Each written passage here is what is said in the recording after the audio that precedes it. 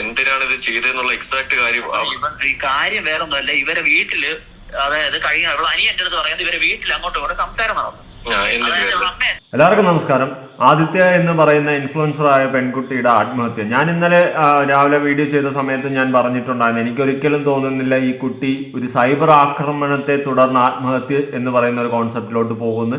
എനിക്കൊരിക്കലും പേഴ്സണലി തോന്നുന്നില്ല. എന്തോ പ്രശ്നം, ഈ പറയുന്ന പോലെ എക്സ് കാമുകനുമായിട്ട് എന്തെങ്കിലും പ്രശ്നം, അല്ലെങ്കിൽ വീട്ടുകാരുമായിട്ട് എന്തെങ്കിലും പ്രശ്നം ഒക്കെ ഉണ്ടാവാം. ഇതിന്റെ ഏതെങ്കിലും അടിസ്ഥാനത്തിലായിരിക്കണം ആ കുട്ടി അങ്ങനെ ചെയ്തതെന്ന് ഇന്നലെ വളരെ വ്യക്തമായിട്ട് ഞാൻ എൻ്റെ വീഡിയോയിൽ പറഞ്ഞിട്ടുണ്ട്. ഏതാണ്ട് ഇപ്പോൾ അത് കറക്റ്റായി വരുന്ന ഒരു സിറ്റുവേഷനിലാണ്. അല്ലാണ്ട് ഈ പറഞ്ഞ പോലെ സൈബർ ആക്രമണത്തിനെ തുടർന്ന് ആ കുട്ടി ആത്മഹത്യ ചെയ്യുന്ന എനിക്കും പേഴ്സണലി തോന്നുന്നില്ല.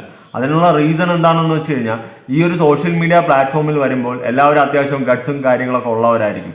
ഈ ജസ്റ്റ് ഒരു സൈബർ ആക്രമണം കാരണം ഇങ്ങനെ ആത്മഹത്യ എന്ന് പറയുന്ന ഒരു കോൺസെപ്റ്റിലോട്ട് പോകാൻ മാത്രം ബുദ്ധി മോശമുണ്ടെന്ന് എനിക്ക് തോന്നുന്നില്ല പേഴ്സണലി. ഇപ്പം ഞാൻ തന്നെ ഈ ഒരു സോഷ്യൽ മീഡിയ പ്ലാറ്റ്ഫോമിൽ വീഡിയോ ഇടുമ്പോൾ എനിക്ക് നെഗറ്റീവ് കമൻസും വരാറുണ്ട്, പോസിറ്റീവും വരാറുണ്ട്. നെഗറ്റീവാണ് കൂടുതലും ഫേസ്ബുക്കിൽ എനിക്ക് കമൻസ് വരുന്നത്. അങ്ങനെ വരുന്ന സ്ഥാനത്ത് അത് തന്നെ ബോഡി ഷെയ്മിങ് ഉൾപ്പെടെ ചെയ്തുകൊണ്ടാണ് എനിക്ക് കമൻസ് വരുന്നത്. ഞാനതൊന്നും കാര്യമാക്കാറില്ല. പോട്ട് പുല്ലെന്ന് പറഞ്ഞിട്ടാണ് ഞാൻ വക വെച്ച് വിടുന്നത്. കാരണം നമ്മൾ ഈ ഒരു പ്ലാറ്റ്ഫോമിൽ വരുമ്പോൾ നമുക്ക് ഉറപ്പായിട്ട് നമ്മൾ അത് ഫേസ് ചെയ്യാൻ തയ്യാറായിരിക്കണം. അങ്ങനെയാണെങ്കിൽ മാത്രമേ നമുക്ക് ഈ സോഷ്യൽ മീഡിയ പ്ലാറ്റ്ഫോമിൽ നിന്ന് പോകാൻ പറ്റത്തുള്ളൂ. അപ്പോൾ ആദിത്യ എന്ന് പറയുന്ന കുട്ടി ഒരു സൈബർ ആക്രമണം അല്ലെങ്കിൽ എക്സ് കാമുകനുമായിട്ടുള്ള റിലേഷൻ ബ്രേക്ക് ആയ ടൈമിൽ അത് സോഷ്യൽ മീഡിയയിൽ റീൽസ് പോസ്റ്റ് ചെയ്യാതെ വന്നപ്പോൾ അതിനെ തുടർന്നുള്ള സൈബർ അറ്റാക്ക് മൂലം ഈ കുട്ടി ആത്മഹത്യ ചെയ്തു എന്ന് പറയുന്നതിൽ എനിക്കൊരിക്കലും വിശ്വാസമില്ല. എന്തായാലും അതുമായി ബന്ധപ്പെട്ട ഒരു വോയിസ് ഞാൻ കൊടുക്കാം. ഈ പറയുന്ന ആദിത്യയുടെ സഹോദരന്റെ സുഹൃത്ത് സംസാരിക്കുന്ന ഒരു വോയിസ് അത് ഞാൻ കൊടുക്കാം. അതിനു മുമ്പേ നമ്മുടെ ന്യൂസിൽ വന്നിട്ടുള്ള ന്യൂസ് ഞാൻ ജസ്റ്റ് ഒന്ന് കൊടുക്കാം. ഇപ്പോൾ ലേറ്റസ്റ്റ് അപ്ഡേറ്റ് ആയിട്ടുള്ള ന്യൂസ് ഞാൻ കൊടുക്കാം. തിരുവനന്തപുരത്തെ ഇൻസ്റ്റഗ്രാം ഇൻഫ്ലുവൻസറുടെ ആത്മഹത്യയിൽ സുഹൃത്ത് അറസ്റ്റിൽ. പൂജപ്പുര പോലീസിന്റെ നടപടി പോക്സോ വകുപ്പ് കൂടി ചുമത്തിയാണ്. നെടുമങ്ങാട് സ്വദേശി ബിനോയിയെ അറസ്റ്റ് ചെയ്തത് പെൺകുട്ടിയുടെ കുടുംബം നൽകിയ മൊഴിയുടെ അടിസ്ഥാനത്തിലാണ്. വീഡിയോ എടുക്കുന്നില്ല, പിണങ്ങി എന്നുള്ള ഇതാണ് എൻ്റെ പറഞ്ഞിട്ടുള്ളത്. അവൻ കാരണം തന്നെ എൻ്റെ മകൾ ആത്മഹത്യ ചെയ്തത്. അപ്പോൾ അത് ഞാൻ അന്വേഷണത്തിന് വേണ്ടി ഞാൻ പോയിട്ടുണ്ട്. ഇനി ഇതുപോലെ ഒരു പെൺകുട്ടിക്കും വരാൻ പാടില്ല. അതിന് എൻ്റെ മോളെ എനിക്കിന്ന് തിരിച്ചു കിട്ടൂലല്ലോ, മോള് മരിച്ച്. ഇനി ഇതുപോലെ ഒരു കുടുംബത്തിലും ഒരു പെൺകുട്ടികൾക്ക് ഇങ്ങനെയൊന്നും വരാൻ പാടില്ല. അതുകൊണ്ട് അവരന്വേഷിക്കുക എന്താണെന്നുള്ളത് അതിൻ്റെ അത് പോലീസ് കണ്ടുപിടിക്കുക. അജീഷ് ജയകുമാർ വിവരങ്ങൾ നൽകും തിരുവനന്തപുരത്ത് നിന്ന്. അജീഷ്, ഇക്കാര്യത്തിൽ ഇന്ന് പകൽ മുഴുവൻ നീണ്ട ചോദ്യം ചെയ്യലിനൊടുവിൽ കുട്ടിയുടെ സുഹൃത്തിനെ അറസ്റ്റ് ചെയ്തിരിക്കുന്നു. പോക്സോ വകുപ്പ് കൂടി ചുമത്തിയിട്ടുണ്ടെന്നാണ് പുതിയ റിപ്പോർട്ടുകൾ. എന്തൊക്കെയാണ് മറ്റു വിശദാംശങ്ങൾ? വിജയകുമാർ, ഈ കോട്ടൺ ഹിൽ സ്കൂളിലെ +2 വിദ്യാർത്ഥിനിയായ പെൺകുട്ടിയുടെ മരണം സംഭവിച്ചത് മുതൽ ആദ്യം മുതൽ തന്നെ ഈ നെടുമങ്ങാട് സ്വദേശിയായ യുവാവിന് നേരെയായിരുന്നു ആരോപണങ്ങൾ അത്രയും. ഈ കുടുംബവും സുഹൃത്തുക്കളടക്കം ഉള്ളവർ ഈ നെടുമങ്ങാട് സ്വദേശിയായ ബിനോയിയുടെ ഇടപെടൽ ഈ മരണത്തിന് കാരണമായി എന്നായിരുന്നു ആരോപിച്ചുകൊണ്ടിരുന്നത്. ഇതിനെ തുടർന്ന് ഇന്ന് രാവിലെ ഈ പെൺകുട്ടിയുടെ അമ്മയുടെ മൊഴിയും പൂജപ്പുര പോലീസ് രേഖപ്പെടുത്തിയിരുന്നു. അതിനെ തുടർന്നാണ് ഇന്ന് ഈ നെടുമങ്ങാട് സ്വദേശിയായ ബിനോയിയെ പൂജപ്പുര പോലീസ് സ്റ്റേഷനിൽ വിളിച്ചു വരുത്തി രാവിലെ 11 മണി മുതൽ ചോദ്യം ചെയ്തുകൊണ്ടിരുന്നത്. ഇതിനുശേഷം ഈ വീട്ടുകാർ ഈ പോലീസിൽ പരാതി കൂടി നൽകിയതോടെയാണ് വൈകിട്ട് അറസ്റ്റ് രേഖപ്പെടുത്തിയത്. ഈ പരാതിയിൽ പ്രധാനമായും പറയുന്നത് സൈബർ ആക്രമണമല്ല മകളുടെ മരണകാരണം, ഈ ബിനോയിയുടെ ഇടപെടൽ ഉണ്ടെന്നാണ് കുടുംബം ആരോപിക്കുന്നത്. അങ്ങനെ ഒരു ഇടപെടൽ ഉണ്ടെങ്കിൽ അത് എന്താണെന്ന് കണ്ടെത്തണം.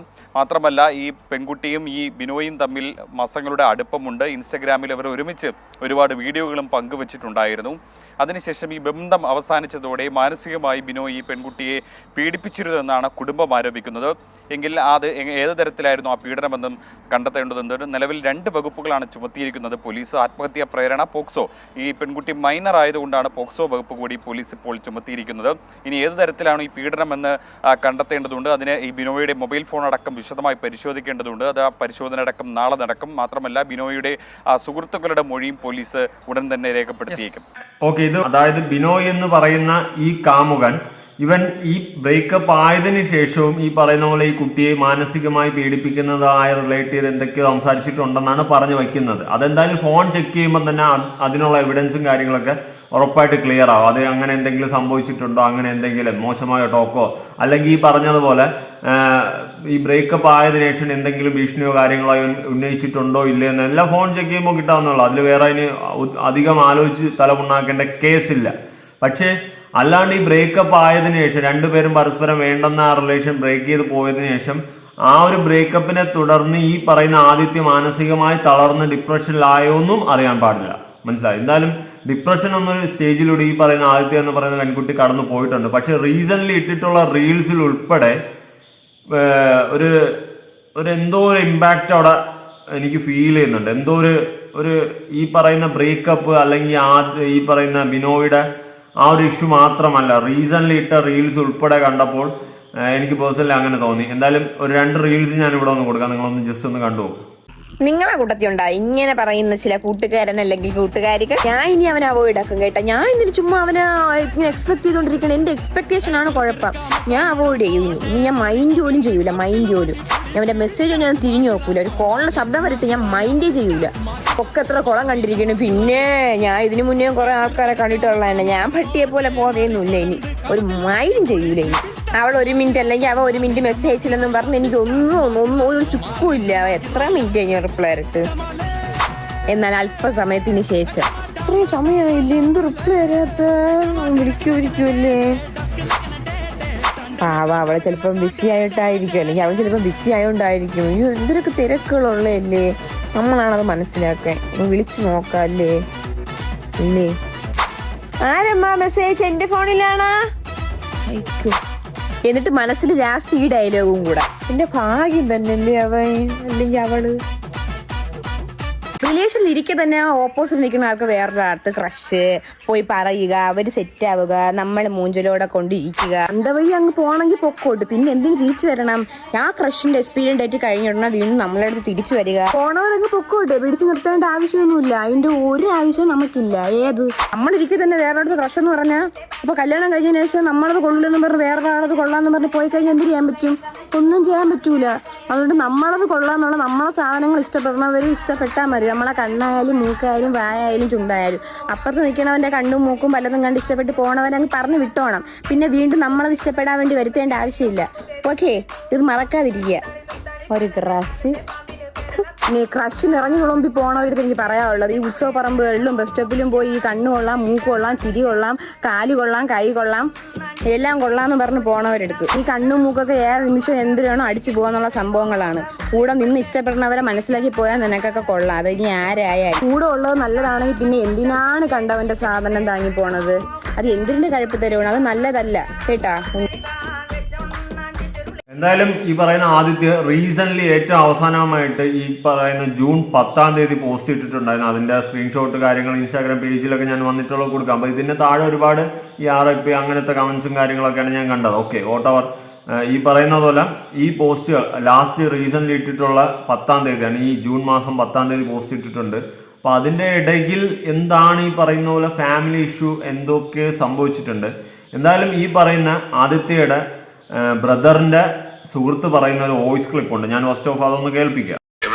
എന്തിനാണ് ഇത് ചെയ്തെന്നുള്ള എക്സാക്ട് കാര്യം ഈ കാര്യം വേറൊന്നുമല്ല. ഇവരെ വീട്ടില്, അതായത് കഴിഞ്ഞ അവൾ അനിയൻ എന്റെ അടുത്ത് പറയുന്നത് ഇവരെ വീട്ടിൽ അങ്ങോട്ടും ഇങ്ങോട്ട് സംസാരം നടന്നു. അതായത് അവൾ അമ്മയച്ഛനും അങ്ങോട്ടും ഇങ്ങോട്ട് സംസാരം നടന്നു. ഇവിടെ അമ്മയച്ഛനും സംസാരം നടന്നപ്പോ അതിന്റെ ഇടയിൽ കയറി അങ്ങോട്ടും ഇങ്ങോട്ടും കുറച്ച് സംസാരം കാര്യങ്ങളായപ്പോ അവൾ അച്ഛൻ പറയുന്നത് ഈ കുറെ നാളുകൊണ്ട് നിന്റെ ഓരോ അവസ്ഥകൾ നമ്മൾ കണ്ടോണ്ടിരിക്കുന്ന അത് കണ്ട് സഹിക്കുന്നതിന് ഒരു പരിധിയുണ്ട്. അങ്ങനെ പറയാൻ സംസാരിച്ചു. ഇവളും തിരിച്ച് സംസാരിച്ചു. ഞാൻ ഓരോ ആൾക്കാർ ഇങ്ങനെ കുറ്റം പറയാൻ കിടക്കുകയാണ്. വലിയ കാണാവയോ ഓരോരുത്തരും നിന്നെ കാണുമ്പോ അങ്ങനെ പറയണം, ഇങ്ങനെ പറയണം, അതാണ് ഒരേ കുറ്റം പറച്ചില്ല. ഈ പ്രശ്നങ്ങളെല്ലാം കൂടെ കൊണ്ട് ഇവളെ അച്ഛ ഇതാണെങ്കിൽ ഇവളെ ചീത്ത വിളിച്ച് ഇവള് തിരിച്ച് മഴക്കുണ്ടാക്കി. അങ്ങനെ അങ്ങോട്ടും ഇങ്ങോട്ട് ഫാമിലി തമ്മിൽ വിഷയമായി. അതിന്റെ ഇടയിൽ ഇവന്റെ ടോപ്പിക് ഉണ്ട്, എല്ലാം ഉണ്ട്. എല്ലാം അങ്ങോട്ടും ഇങ്ങോട്ട് സംസാരിക്കണം. അങ്ങനെയാണ് ഇവിടെ പറയുന്നത് ഞാൻ കാരണം ആർക്കും ഒരു ഇത് ഉണ്ടാക്കില്ലെന്ന് പറഞ്ഞിട്ടാണ് ഇവിടെ ഒരു സ്റ്റോറി ഇട്ടിട്ട് കയറി അങ്ങ് തൂങ്ങി. ഇതാണ് പോയിന്റ്. ഇത് ഇപ്പോൾ ഇവളുടെ അനിയന്റെ സുഹൃത്തെന്ന് പറഞ്ഞിട്ടുള്ള ഒരു പയ്യൻ പറയുന്നതാണ്. ഇതിൽ എത്രത്തോളം ജെനുവിനിറ്റി ഉണ്ടെന്ന് എനിക്കറിയില്ല എന്തായാലും. പക്ഷേ ഇവിടെ പറഞ്ഞു വയ്ക്കുന്നത് ഈ പറയുന്ന ബിനോയുടെ റീസൺസും ഇടയിൽ സംസാരിച്ചിട്ടുണ്ട്. കുടുംബ പ്രശ്നമാണ്, കുടുംബത്തിൽ ഉണ്ടായ വഴക്ക്, അച്ഛൻ, അമ്മ, ഈ പറയുന്ന ആദിത്യ എല്ലാവരും കൂടി മിക്സ് ആയിട്ടുള്ള ഒരു വഴക്കിനെ തുടർന്ന് ഈ പറയുന്നത് പോലെ ഞാൻ കാരണം ആർക്കും ഒരു പ്രശ്നം ഉണ്ടാവണ്ട എന്ന് പറഞ്ഞ് ആദിത്യ കയറി ചെയ്ത പരിപാടിയാണെന്നാണ് പറഞ്ഞു വെക്കുന്നത് ഈ വോയിസിൽ. അങ്ങനെയാണെങ്കിൽ ഇവിടെ ഈ പറയുന്ന ബിനോയുടെ തലയിൽ എങ്ങനെ വരും തെറ്റ് എന്നുള്ളൊരു ചോദ്യം എനിക്ക് ചോദിക്കാനുണ്ട്. മനസ്സിലായ? ബിനോയ് ഒരു ഭാഗമാവാം. ഈ പറഞ്ഞ പോലെ ബ്രേക്കപ്പ് ആയതിനു ശേഷം ഡിപ്രഷൻ ആ ഒരു സ്റ്റേജ് കാര്യങ്ങളൊക്കെ ഉണ്ടായി കാണും, ഇല്ലെന്ന് പറയുന്നില്ല. പക്ഷേ അങ്ങനെയാണെങ്കിൽ ഈ വോയിസിൽ പറയുന്ന വോയിസ് സത്യമാണെങ്കിൽ ഇപ്പോഴും ഞാൻ എടുത്ത് റിപ്പീറ്റിൽ പറയുകയാണ്, ആണെങ്കിൽ ഈ പറയുന്ന ആദിത്യയുടെ ഫാമിലി അടക്കം ഈ കേസിൽ പ്രതികളാവത്തില്ലേ? എൻ്റെ ഒരു ജെന്യുവൻ ചോദ്യമാണ്, എനിക്ക് ഡൗട്ടായിട്ടുള്ളൊരു ചോദ്യമാണ്. കാരണം ഈ വോയിസ് കേൾക്കുമ്പോൾ അവിടെ പാരൻസ് ഉൾപ്പെടെ കുറ്റക്കാരാണ്. പാരൻസ് വീട്ടിൽ വഴക്കുണ്ടായി, ഈ പറയുന്ന പോലെ ആദിത്യയുമായിട്ട് എന്തോ വാക്ക് തർക്കങ്ങളും കാര്യം ഉണ്ടായി. അപ്പം ഞാൻ കാരണം ആർക്കും ഇനി ഒരു പ്രശ്നം ഉണ്ടാവണ്ട എന്ന് പറഞ്ഞ് ആദിത്യ ചെയ്തു എന്നുള്ള രീതിയിലുള്ള ഒരു വോയിസാണ് മുന്നോട്ട് വരുന്നത്. എന്തായാലും അറിയില്ല, നമുക്ക് കൂടുതൽ തെളിവുകൾ ഇനി നിയമപരമായി വരുമ്പോൾ, നിയമപരമായി നടക്കുന്ന കേസായതുകൊണ്ട് തന്നെ കൂടുതൽ തെളിവുകൾ നിയമപരമായി വരട്ടെ. അപ്പോൾ എനിക്ക് ഇന്നത്തെ സോഷ്യൽ മീഡിയ ആക്റ്റീവായിട്ടുള്ള പിള്ളേരുടെ അടുത്തായാലും എല്ലാവരുടെ അടുത്തും എനിക്ക് പൊതുവെ പറയാനുള്ള ഒരു കാര്യം എന്ന് വെച്ച് കഴിഞ്ഞാൽ, നിങ്ങൾ സോഷ്യൽ മീഡിയയിൽ ആക്റ്റീവ് ആവാം, നിങ്ങൾക്ക് എന്ത് വീഡിയോസ് എങ്ങനെ വേണം നിങ്ങളുടെ ഇഷ്ടത്തിനനുസരിച്ച് ഇടാം. പക്ഷെ ഒരു റിലേഷൻഷിപ്പിലായി കഴിഞ്ഞാൽ, പ്രത്യേകിച്ച് കല്യാണത്തിന് മുൻപേ ഒരു റിലേഷൻഷിപ്പിലായി കഴിഞ്ഞാൽ, ദയവ് ചെയ്ത് നിങ്ങളെ ഫോട്ടോസോ നിങ്ങളെ പാർട്ട്ണറിന്റെ ഫോട്ടോസോ കാര്യങ്ങളോ റീൽസോ ഒന്നും കൊണ്ടിട്ട് സോഷ്യൽ മീഡിയയിൽ ഇടാതിരിക്കുക, ദയവ് ചെയ്ത്. ഞാൻ ഒരു അഡ്വൈസാണ് തരുന്നതെന്ന് വെച്ചു. കാരണം ദയവ് ചെയ്ത് നിങ്ങളെ പാർട്ട്ണറുമായിട്ടുള്ള കാര്യങ്ങളൊന്നും കൊണ്ട് ഈ സോഷ്യൽ മീഡിയ പ്ലാറ്റ്ഫോമിൽ ഇടരുത്. അത് കണ്ട് നിങ്ങൾ വിചാരിക്കും എല്ലാവരും സന്തോഷിക്കുകയാണ് എന്ന്, പക്ഷെ അസൂയപ്പെടുകയും ദേഷ്യമുള്ളവരും ഒക്കെ കാണും. അപ്പോൾ അത് നാളെ ഒരു കാലത്ത് നിങ്ങൾ എന്തെങ്കിലും ഇതുപോലെ ബ്രേക്കപ്പോ കാര്യങ്ങളോ ആയിക്കഴിഞ്ഞാൽ ഈ കണ്ട് അസൂയപ്പെട്ടവരെല്ലാം നിങ്ങളെ നേരെ തിരി മീൻസ് നിങ്ങൾ നീ അങ്ങ് അമ്മ അങ്ങനെ അടിച്ചില്ല ഇങ്ങനെ അടിച്ചില്ല എന്ന് പറഞ്ഞ് അങ്ങ് പൊങ്കാലയിടും. ചിലപ്പോൾ നിങ്ങൾക്ക് അത് താങ്ങാനും പറ്റില്ല. പെട്ടെന്നുണ്ടാവുന്ന ഒരു സൈബർ അറ്റാക്ക് പറയാൻ പറ്റത്തില്ല. പിന്നെ ഈ പറയുന്ന പോലെ സോഷ്യൽ മീഡിയയിൽ ഇനി ഇങ്ങനെയൊക്കെ കൊണ്ടിടുന്നവർ, ഇട്ടേ പറ്റൂ എന്നുള്ളവർ, ഇതുപോലുള്ള സൈബർ അറ്റാക്കും കാര്യങ്ങളും നാളെ ഒരു കാലത്ത് ഫേസ് ചെയ്യാൻ തയ്യാറായിക്കോ എന്ന് എനിക്ക് പറയാനുള്ളൂ. പിന്നെ ഇവിടെ ആദിത്യയുടെ മരണ കാരണം ഒരിക്കലും സൈബർ അറ്റാക്ക് അല്ലെന്ന് തന്നെ പറഞ്ഞു വെക്കുന്നുണ്ട്. എന്തായാലും ഈ പറയുന്ന ആദിത്യയുടെ ഫാമിലി ബിനോയ്ക്കെതിരെ കേസ് കൊടുത്താണ്, പോസ്കോ കേസ് അടക്കം എടുത്തിട്ടുണ്ട്. പക്ഷേ ഇവിടെ മറ്റൊരു വോയിസ് ഇങ്ങനെ വരുന്നുമുണ്ട്, ഫാമിലി ഉണ്ടായ വഴക്കിനെ തുടർന്നാണ് ആദിത്യ ഇങ്ങനെ ചെയ്തതെന്നും വരുന്നുണ്ട്. അപ്പോൾ ജെന്യുവനായിട്ട് കേസ് അന്വേഷിച്ചിട്ട് ഏതാണ് സത്യമെന്ന് നോക്കി അവർക്കെതിരെ കേസ് എടുക്കുക എന്നാണ് ഞാനിവിടെ പറഞ്ഞു വയ്ക്കുന്നത്. എന്തായാലും നിങ്ങളുടെ അഭിപ്രായങ്ങളും കാര്യങ്ങളും ഉറപ്പായിട്ട് താഴെ കമൻറ്റ് ചെയ്യുക. പുതിയ വീഡിയോ ആയിട്ടാണ്.